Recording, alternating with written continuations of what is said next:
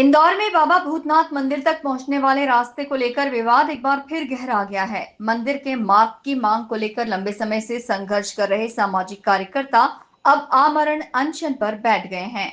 उनका आरोप है कि प्रशासन से कई बार गुहार लगाने के बावजूद अब तक कोई ठोस कार्रवाई नहीं हुई। आंदोलनकारियों का कहना है कि पिछले 1 वर्ष से मंदिर तक जाने वाले मार्ग को खुलवाने के लिए वे लगातार प्रशासन और अधिकारियों के चक्कर लगा रहे हैं। आवेदन, निवेदन और कई स्तरों पर शिकायत करने के बावजूद समस्या जस की तस बनी हुई है।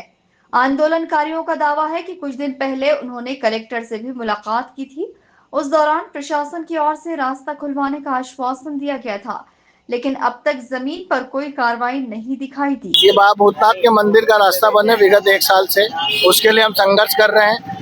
सब जगह जांच के आवेदन निवेदन सब हुए, पर अभी तक कहीं से कोई कार्रवाई नहीं हुई। आज से 20 दिन पहले भी हम कलेक्टर साहब से मिले थे, उन्होंने आश्वस्त करा था कि हम रास्ता खोल देंगे, पर अभी तक उस पर भी कोई कार्य नहीं हुई है। अब जब तक रास्ता नहीं खुलेगा अमरण अनशन पे बैठे हम, उठने वाले नहीं। अधिकारी हमारी सुन ही नहीं रहे हैं, हमको बहुत हल्के में ले रहे हैं। सामने वाला जो व्यक्ति है संजय अग्रवाल, झूठे एलिगेशन लगा रहा है। मेरे ऊपर जो गोली नहीं चली, मेरे का बोल रहा गोली चली। आप राव थाने में क्या, पूरे इंदौर शहर के 36 थाने में चले जाओ, रवि पाटीदार का एक आपराधिक रिकॉर्ड नहीं है। और वो मेरे को अलग अलग नामों मतलब चीज़ों संबोधित कर रहा। मेरी कोई पार्किंग नहीं चल रही वहाँ पर, जिसकी पार्किंग चल रही उसकी जांच कर ले आप। मेरे ऊपर गोली नहीं चली उसकी जांच कर ले।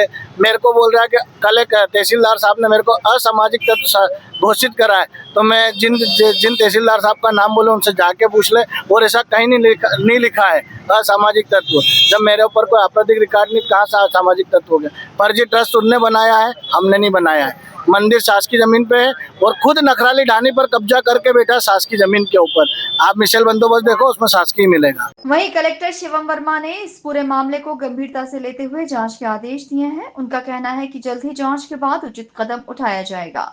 इसके संदर्भ में हम लोगों ने एक जांच दल बना दिया है अभी, और हम इनका पूरा परीक्षण करा रहे हैं कि ये जो भूमि है वो मतलब किस प्रकार से कब कहाँ रही, कौन सी भूमि, और शीघ्र इसका मौके पर सत्यापन भी किया जाएगा। तो हमारा प्रयास है कि सभी दस्तावेजों के साथ जो जांच दल है वो जांच दल जब अपनी रिपोर्ट पेश करेगा उस पर जो इस पे, लेकिन जो भाई ये गंभीर विषय है और इसकी जो जांच होगी, जांच के बाद ही इस पे आगामी कार्रवाई की जाएगी। अब देखना होगा कि इस धार्मिक मसले का जिला प्रशासन के अधिकारी कब तक निराकरण कर पाते हैं। Bureau report, INN news, Indore.